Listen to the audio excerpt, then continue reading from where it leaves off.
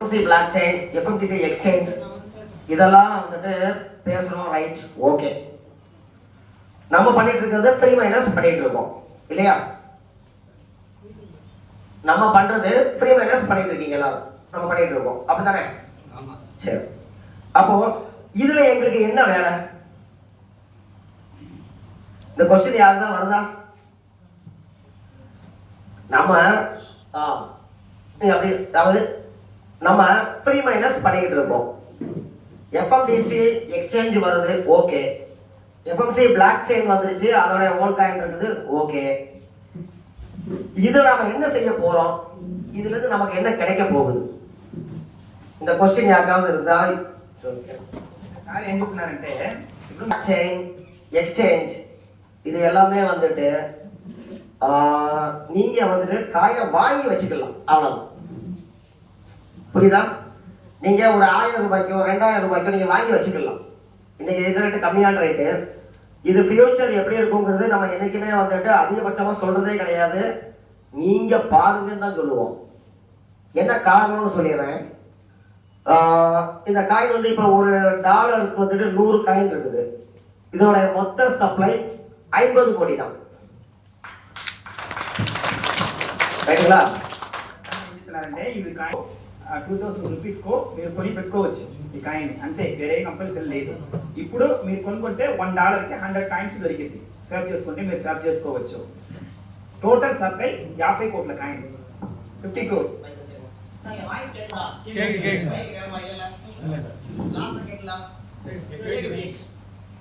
அப்போ இந்த 50 கோடி காயின் தான் வந்துட்டு மொத்தமே சப்ளை கொடுத்துருக்கோம். நம்ம கம்பெனியில ஏற்கனவே சொல்லியிருக்கேன், கிட்டத்தட்ட 2 லட்சத்துக்கு மேல நபர்கள் இருக்காங்க டோட்டல் மெம்பர்ஸ். సరే 50 కోట్ల కాయిన్ ఉన్నాయి, బట్ మన కంపెనీలో మైక్ கொடுக்க மாட்டேன்.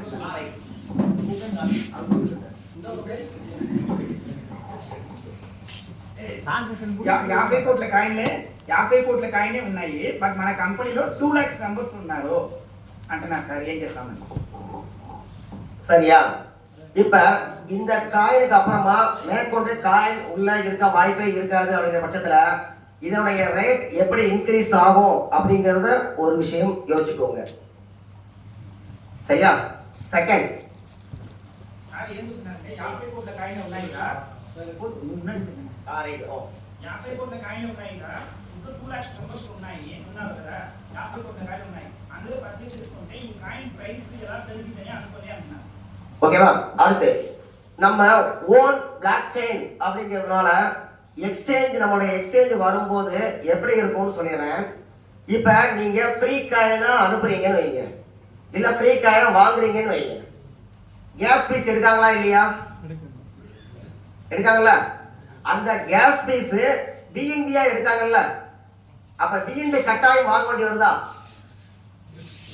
இப்ப நம்மளுடைய எக்ஸ்சேஞ்சில் ஒரு 10 காயின் இருக்குது, அந்த 10 காயின் டிரான்ஸ்ஃபர் பண்ணணும் அப்படின்னா கட்டாயம் எஃப்எம்சி காயின் அதுல இருந்தால் மட்டும்தான் காயின் வாங்கவும் முடியும், விற்கவும் முடியும்.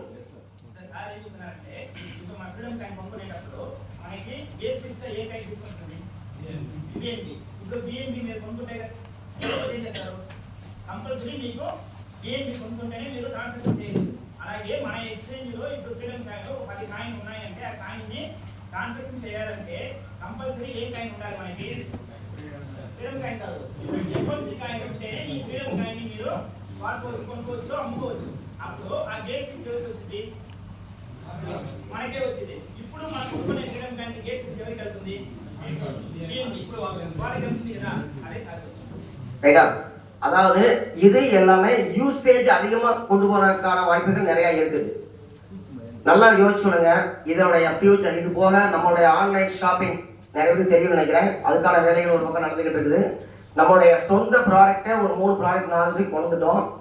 இன் ஃபியூச்சர்ல இந்த வருஷம் முடிகிறதுக்குள்ள அது ஒரு மிகப்பெரிய ஆன்லைன் ஷாப்பிங்காக கொண்டு வரதுக்கான வேலைகள் நடந்துகிட்டு இருக்குது. அதுலயும் நம்மளுடைய காயின் மிகப்பெரிய பங்களிக்கும். அதை நம்மளுடைய ப்ராடக்ட்லாம் பார்த்துருப்பீங்க, ஒரு பார்க்காம தான் பார்த்து போங்க.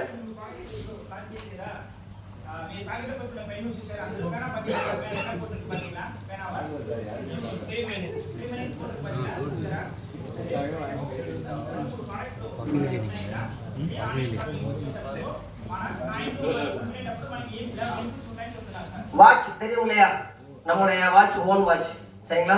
கிட்டத்தட்ட வந்துட்டு இந்த வாட்ச் வாங்கினவங்க யாராவது இருக்கீங்களா இந்த இடத்துல? கட்டிட்டு இருக்கீங்களா? வாட்ச் கலர் போயிருக்கா, பேடா இருக்கா, ஓடுதா? சரி, இந்த வாட்ச் நம்ம லான்ச் பண்ணோம் இல்லையா, அன்னைக்கு நான் என்ன வார்த்தை சொன்னேன் நான் நினைவு இருக்கா? காயின் கொடுத்து வாட்ச் வாங்கிக்கலாம். அது வாங்கிக்கலாம். Okay super. இந்த வாட்சுக்குன்னு ஒரு உத்தரவாதம் சொன்னோம், ஞாபகம் இருக்கா? அதாவது நம்ம கம்பெனியோட தரம் எல்லா பொருளையும் தெரியணும்னு சொல்லுவேன், நம்மளோட எல்லா செயல்பாட்டிலையும் தெரியணும். நம்ம இந்த வாட்சை வந்துட்டு எனி ப்ராப்ளம் அப்படின்னா ஆன்லைன் ஷாப்பிங்ல நம்ம கொடுக்கக்கூடிய உத்தரவாதம் என்ன அப்படின்னா 6 மாசத்துல இந்த வாட்ச் பேட் ஆனாலோ கலர் போனாலோ நின்று ஓடாம நின்றுட்டாலோ அப்படியே ரீஃபண்ட் திரும்ப வேற வாட்ச். சரியா? இந்த கேரண்டி நம்ம கொடுப்போங்கிறத அவங்க அறிவிச்சோம். இன்னைக்கு வரைக்கும் வாட்ச் வாங்குறவங்க கையில எப்படி ஓடி இருக்குன்னு பார்க்கலாம். சரியா?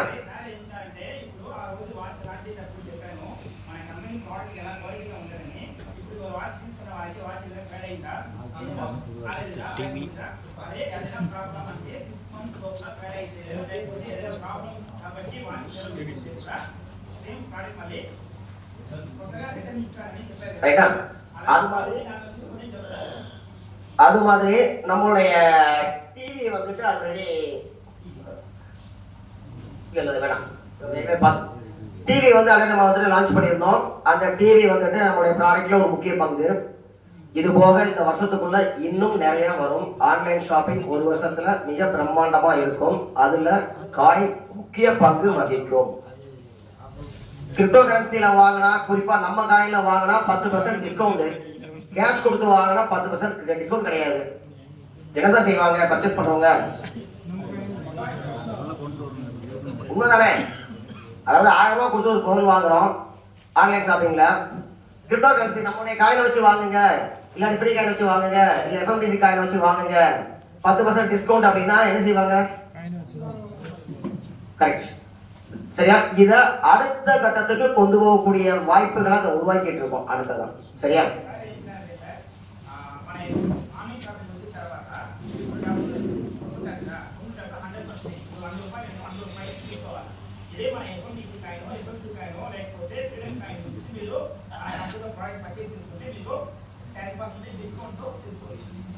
ஓகேங்களா? சரி, இவ்வளவு வாய்ப்புகள் இருக்கக்கூடிய இந்த காயினுடைய விலை நல்லா யோசிச்சு பாருங்க. நெக்ஸ்ட் இயர் என்ன ரேட்ல இருக்க வாய்ப்பு இருக்கும் அப்படிங்கிறது.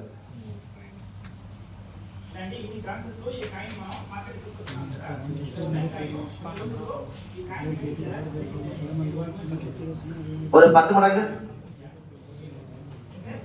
இல்ல ஒரு 10 மடங்கு. சரி, நெக்ஸ்ட் 1 இயர் கழிச்சு ஆஃப்டர் ஒரு 100 மடங்கு, 2 இயர்ஸ் 3 இயர்ஸ்ல கண்டிப்பாக அதுக்கான வாய்ப்பு ரொம்ப ரொம்ப ரொம்ப அதிகம். ரைட்டுங்களா? அதுக்கான வாய்ப்பு ரொம்ப ரொம்ப ரொம்ப அதிகம். சரியா? அடுத்தது கண்டிப்பா அதுக்கான வாய்ப்புகள் ரொம்ப அதிகம். சரியா? இது வந்து கட்டாயம் கிடையாது, வேணுங்கிறவங்க வாங்கி வச்சுக்கலாம். பட் இதுல நமக்கு இன்னொரு வாய்ப்பு என்ன இருக்குங்கிறத சொல்லிடுறேன். இதுல ஒரு நாளைக்கு ஒரு டிரான்சாக்ஷன் ஒரு நடந்துச்சு அப்படின்னா ஒரு நாள் 1 லட்சம் பேர் டிரான்சாக்ஷன் பண்ணா எவ்வளவு வந்துட்டு இன்கம் ப்ராஃபிட் இருக்கும்?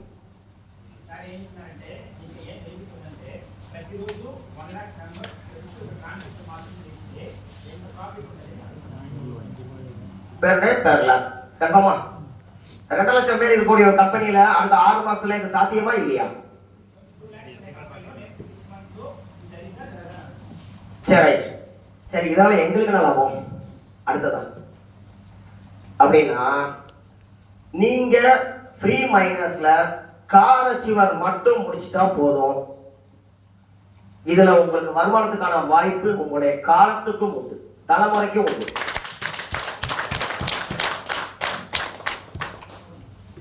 ఏం చెప్తున్నారంటే సార్, మీరు ఈ కంపెనీలో జస్ట్ డైమండ్ మాత్రం కంప్లీట్ చేస్తే చాలు. ఈ ఎక్స్చేంజ్ నుంచి వచ్చే బెనిఫిట్స్ మీ జనరేషన్ కూడా వచ్చింది అంటున్నారు. ஓகேங்களா? இதுதான் இந்த கம்பெனியோட முக்கியமான வாய்ப்பு. ஏன்னா பல தடவை சொல்லியிருக்கேன், பல மீட்டிங்ல சொல்லியிருக்கேன், எனக்கு குடும்பம்னா கம்பெனி, கம்பெனி தான் குடும்பம். சரிங்களா? இது என்னுடைய ஆரம்ப காலத்துல இருந்து உள்ள விஷயம். இதை நாம இன்னைக்கும் செஞ்சுக்கிட்டு இருக்கோம், இன்னைக்கும் கடைபிடிச்சிட்டு வரோம். சரியா? ஸோ நம்ம செய்ய வேண்டியது என்ன? நம்ம செய்ய வேண்டியது இது வந்து ஒரு 1000 ரூபாய்க்கோ வாங்கி வச்சுக்கோங்க, அவ்வளவுதான் போதும். நான் வந்து நிறைய வாங்கலாம் சொல்றது கிடையாது, அது அவங்களுடைய சாய்ஸ். என்னைக்குமே வந்து இஷ்டப்படாத செய்யணும், கஷ்டப்பட்டு செய்யக்கூடாது யாரும். பிசினஸ் பண்றவங்களுக்கு கூட இன்னைக்கு வரைக்கும் நான் யார்ட்டையுமே வந்து பிசினஸ் ஏதாச்சும் கேட்டுக்கவே மாட்டேன். இத்தனை வருஷத்துல யார்ட்டாவது கேட்டிருக்கேனா? இது வரைக்கும் எந்த லீடர்ட்டையாவது நான் கேட்டிருக்கேனா பிசினஸ் என்னாச்சுன்னு? கை தூக்குங்க.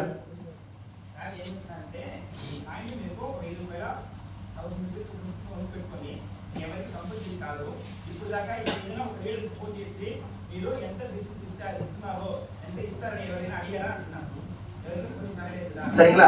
அப்போ இஷ்டப்பட்டு பண்றதை பண்ணிக்கலாம், அது அவரவர் ஒரு இஷ்டம். ரைட்டா? ரெண்டாவது, நீங்க ஃப்ரீ மைனஸ்ல கார் அச்சீவர் முடிக்க வேண்டியது கட்டாயம். இதுல உங்களுடைய பங்கு வரணும் அப்படின்னா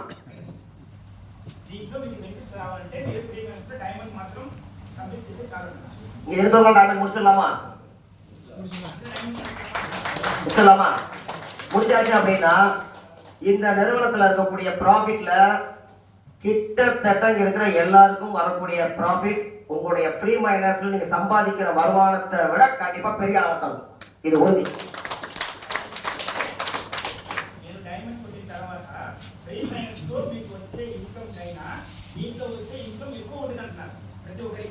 சரிங்களா? அடுத்து இது எப்படி வந்து நம்ம அப்டேட் பண்றது வைக்கிறது எல்லாமே உங்க லீடர்ஸ்ட்ட வந்து நீங்க கேட்டு கன்ஃபார்ம் பண்ணிக்கோங்க. ரைட்டா? வாட்ஸ்அப்ல பண்ணி நீங்க வந்து கேட்டு பண்ணிக்கோங்க. ஃப்ரீயா இருந்தா இப்போ கூட பண்ணிக்கோங்க, உங்கள்கிட்ட ஃப்ரீயா இருக்கும்போது. அடுத்ததா இன்னொரு விஷயம் வந்து முக்கியமான விஷயத்தை இன்னைக்கு லான்ச் பண்றோம். இன்னைக்கு நாள் நல்லா இருந்துச்சு, இன்னைக்கே பண்ணியாச்சு. போன மூணாவது மீட்டிங்லேயே வந்துட்டு ஒரு விஷயத்தை நம்ம சொல்லியிருந்தோம். சாரி, 7 கட்டிக்கலாம் இதே இடத்துல சொல்லியிருந்தோம். அதை இன்னைக்கே லான்ச் பண்றோம். என்ன அப்படின்னா, நம்ம கம்பெனியோட ஆணிவேர் அப்படிங்கிறவங்க வந்துட்டு அன்றாடம் வந்துட்டு ஃபீல்டுக்கு போய் உழைக்கிறவங்க தான். நானும் சாதாரண ஒரு மார்க்கெட்டிங் நபரா இருந்து பேக்கை தோல்ல போட்டு பஸ்ஸில் போய் 2 வீலர்ல போய் கஷ்டப்பட்டு விடிய விடிய மழையிலையும் வெயிலையும் அலைஞ்சுதான் இந்த இடத்துக்கு வந்திருக்கோம்.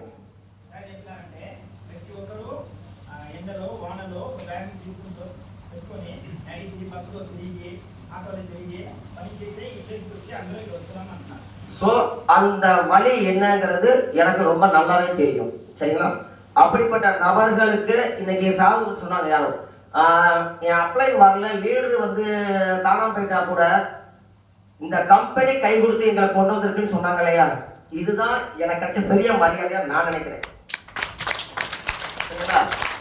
ஸோ அப்படிப்பட்ட இடத்துல இங்க இருக்கிற ஒவ்வொருவரும் எல்லாருக்காகவும் உழைக்கிறாங்க இல்லையா? இப்ப ஒவ்வொருத்தருக்கும் அவங்க டீம்ல பல பேர் உழைக்கிறாங்களா இல்லையா? எல்லாரும் சேர்ந்து கம்பெனிக்காக உழைக்கிறீங்க. நான் கம்பெனிக்காக வந்துட்டு உங்களை சேர்த்து நான் உழைக்கிறேன். இப்ப எல்லாமே இப்படிதான் இருக்கு.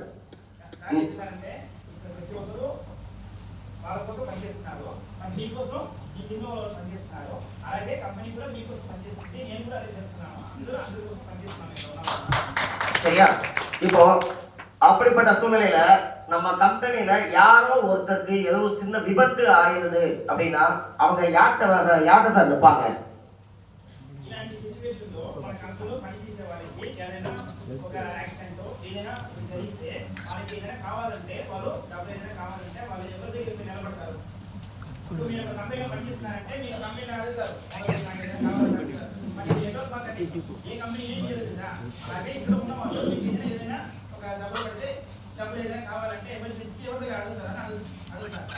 அதுக்காக நம்ம ஒரு ட்ரஸ்ட் ஃபார்ம் பண்ணியிருக்கோம், எஃப்எம் ட்ரஸ்ட்.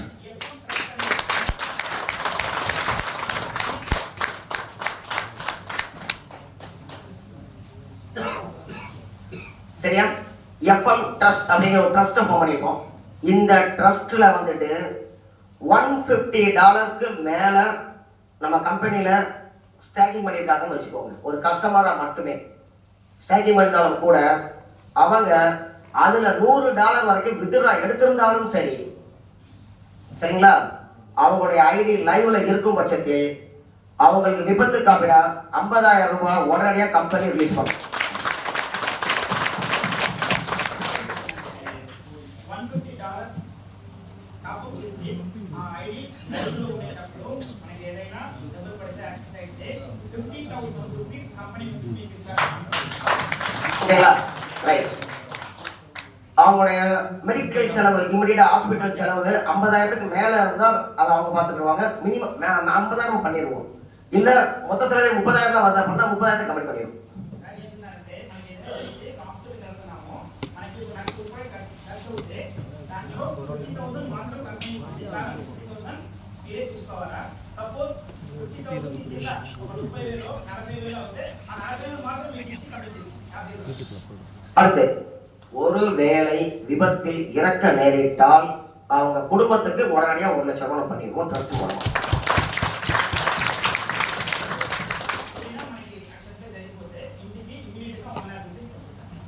ஓகேங்களா? இது எதுக்காக அப்படின்னா, நான் திரும்பவும் சொல்றேன், கஷ்டப்பட்டு உழைக்கிறவங்க நாளைக்கு ஒரு கஷ்டம் அப்படின்னா நம்மகிட்ட தான் கேட்பாங்க. உண்மைதானே? அப்ப அவங்களுக்கான பாதுகாப்பையும் உறுதி செய்ய வேண்டிய கடமை நமக்கு இருக்குது. சரிங்களா? அந்த அடிப்படையில் இந்த ட்ரஸ்ட்டை ஃபார்ம் பண்ணியிருக்கோம். இந்த ட்ரஸ்ட்டில் கிட்டத்தட்ட வந்துட்டு நம்மளுடைய எஃப்எம்சி காயின் 30% இந்த ட்ரஸ்ட்டோட ப்ராப்பர்ட்டி.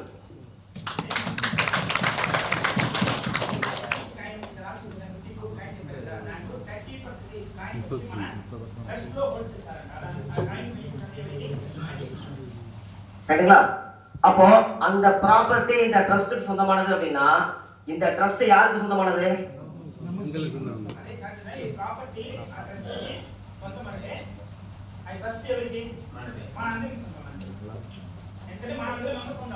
அப்பதே சொன்ன அதே தான் சொல்றேன்.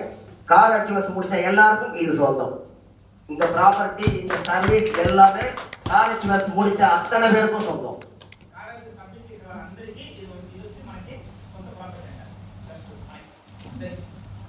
ஓகேவா சார்? இப்ப சொல்லுங்க, இது எல்லாத்துக்கும் சேர்த்து நம்ம செய்ய வேண்டிய ஒர்க் என்ன? ரைட். ஒவ்வொருத்தருடைய அச்சீவ்மெண்ட் முடிச்சா மட்டும் போதும், இங்க எல்லாமே கிடைக்க வாய்ப்பு இருக்கு. ஓகேங்களா? ரைட். இதுதான் விஷயம். இதை பற்றி மேற்கொண்டு டீடைல்ஸ் வேணும் அப்படின்னா நீங்க லீடர்ஸ்ட்டை வந்து கேட்டு கன்ஃபார்ம் பண்ணிக்கோங்க. ஏதாவது டவுட்ஸ் இருந்தால் தனிப்பட்ட முறையில் என்கிட்ட நீங்கள் ஃபோன் எப்போ வேணாலும் லைனில் வரலாம், எப்போ வேணாலும் தெரிஞ்சுக்கலாம். ஓகேங்களா? ரைட். மணி 7:15. Okay okay sir. Thank you my dear friends. Thank you. Bye.